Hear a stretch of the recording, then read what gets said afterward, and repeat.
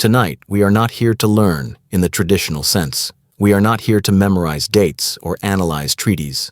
We are here to witness the passage of time. We are entering the empire of dust. History is a heavy curtain. Usually we pull it back quickly, looking for excitement or noise. But tonight, we will let the curtain hang heavy. We will watch the dust motes dancing in the dim light. We are drifting back to the 1930s, to the vast ancient landscape of China. Imagine a map, not a digital map, but an old parchment map. The edges are yellowed, the ink is fading.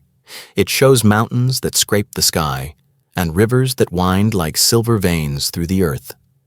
In 1937, this land is waiting. It is a giant sleeping under a gray sky. To the east, across the sea, lies Japan, the rising sun. Industrial, steel, smoke. The story we are about to tell is dark.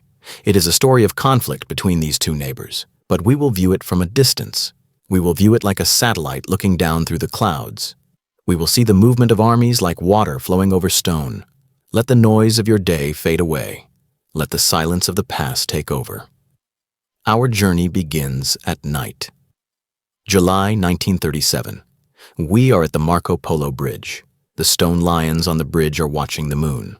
Below, the water of the Nanjing River is black and glossy. It is humid. The air is thick, sticking to the skin. The only sounds are the cicadas in the tall grass and the distant murmur of men. A mistake happens in the dark, a confusion. And then, the heavy machinery of history begins to turn. It turns slowly at first, like a rusted wheel, grinding. But soon, the wheel gathers speed, and the dust begins to rise. The conflict moves south. It flows toward the sea, toward the great city of Shanghai. Close your eyes and picture Shanghai in the rain. It is a city of two worlds. The Bund, with its tall European banks and clock towers, stands firm against the river, and behind it, the winding alleyways of the old city. In August 1937, the skies opened up. The rain fell for days. The battle that happened here was fierce, but tonight, we focus on the atmosphere. We focus on the grayness. Imagine the streets slick with water. The neon signs reflecting in the puddles, red, blue, gold. Shimmering and then shattered by the boots of marching men. The Chinese army dug in. They hid amongst the ruins. They turned the department stores and the warehouses into castles of concrete. For 3 months, the city was a maze of smoke and rain. There is a melancholy beauty in the ruins, a building that has lost its roof, open to the sky. The rain falling into a living room where a family once sat. A clock on a wall stopped at exactly 4 p.m. Time stands still in the wreckage. Historians talk about the strategy. They talk about flanking maneuvers. But what remains in the memory is the exhaustion. Imagine the soldiers, soaked to the bone, their uniforms heavy with mud, sleeping in shifts, leaning against cold brick walls. The sound of the artillery is a constant rhythm, like a thunderstorm that never ends. There is a warehouse, the Sihang warehouse, a block of solid gray against the skyline. Inside, men are waiting. They are the rear guard. They know they cannot win. They can only delay. Across the river, life goes on. People watch from the windows of the international settlement. It is surreal, a tragedy performed on a stage of wet concrete. Eventually, the defenders retreat.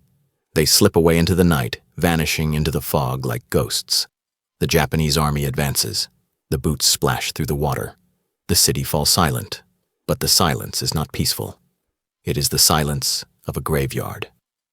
We drift inland now, following the Yangtze River upstream. The river is wide and brown. It carries the debris of war toward the ocean. We move against the current toward the capital, toward Nanjing. It is December now.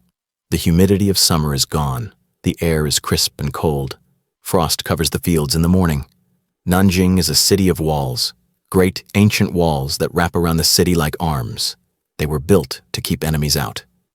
But in 1937, they became a trap. The story of Nanjing is one of the darkest chapters in human history. It is a deep, black well of sorrow.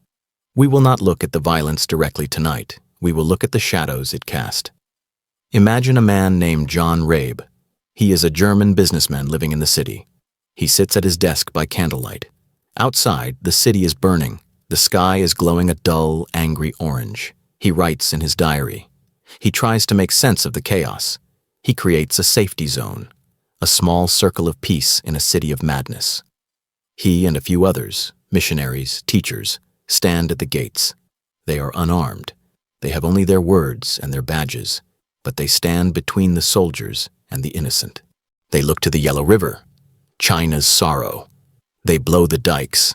Imagine the wall of earth crumbling. The water, held back for years, is suddenly free. It does not rush like a stream. It expands like an ocean.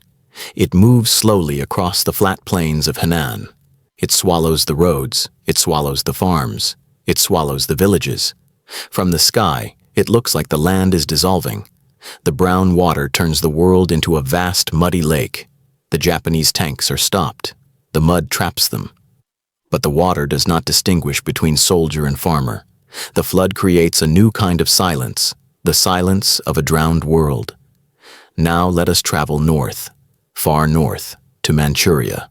Here the world is white, the snow is deep, the winters are brutal. Near the city of Harbin there is a complex of buildings. From the outside it looks like a lumber mill, chimneys puffing white smoke into the freezing air. This is Unit 731. It is a place of science without a soul. Inside, men in white coats walk through sterile hallways. The floors are polished concrete. The lights are bright and buzzing. They are studying the limits of the human body. They call their subjects Maruta, logs. They test the cold. They take prisoners out into the snow and leave them there. They watch as the frost creeps up the limbs. They measure the temperature at which life fades away. It is a cold, clinical horror. There is no anger here, only data. Notebooks filled with neat handwriting, recording the precise moment a heart stops beating. This history was buried for a long time. Like the facility itself, covered in snow, hidden from the world. The Americans wanted the data, so they helped hide the truth. A secret kept in the ice. Years pass. 1942, 1943, 1944. The war has become a state of being. Children born in these years know nothing but conflict. In the province of Henan, the rain stops. The sun beats down. The crops wither in the fields. A famine begins. The 3 alls policy of the Japanese army, kill all, burn all, loot all, has left the countryside stripped bare. And now, nature turns its back. Dust. Everything returns to dust. The roads are filled with refugees, a slow, silent river of people walking nowhere. They sell their clothes for a handful of grain.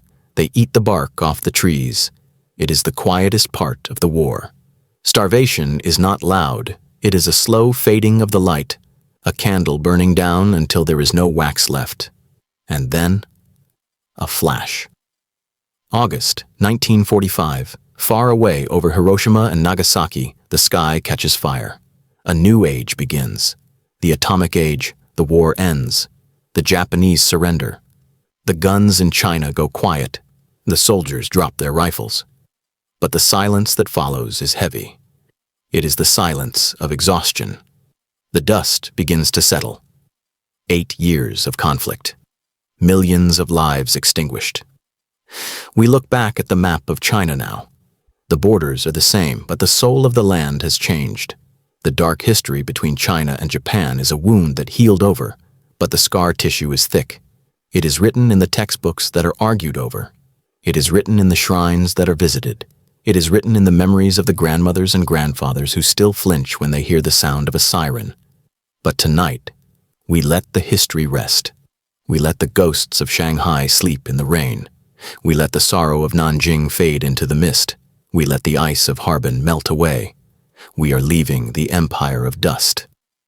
Picture the Marco Polo Bridge one last time. It is quiet now. The tourists are gone. The moon is high. The stone lions are still watching the river. The water flows on, endless and black, washing away the past, moment by moment. The history is there. It will always be there. But for now, it is time to close the book. Let the darkness wrap around you like a warm blanket. Let your breathing slow down, in and out. The past is dust. You are here. You are safe. You are asleep. Good night.